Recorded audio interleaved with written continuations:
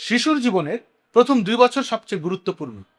এই সময় তার মস্তিষ্ক, ভাষা ও আচরণের ভিত্তি তৈরি হয়। তাই বাবা মায়ের একটু সচেতনতাই শিশুর সুন্দর ভবিষ্যৎ গড়ে তুলতে পারে। 1. বেশি সময় কোলে নিন ও কথা বলুন।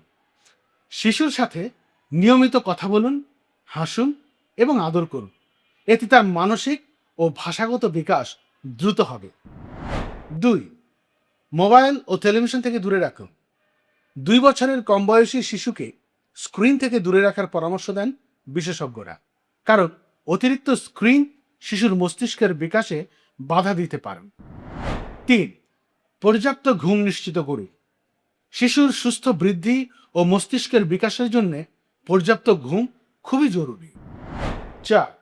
নিরাপদ পরিবেশ তৈরি করুন। শিশুর আশেপাশে ধারালো বা বিপজ্জনক কোনো বস্তু রাখবেন না।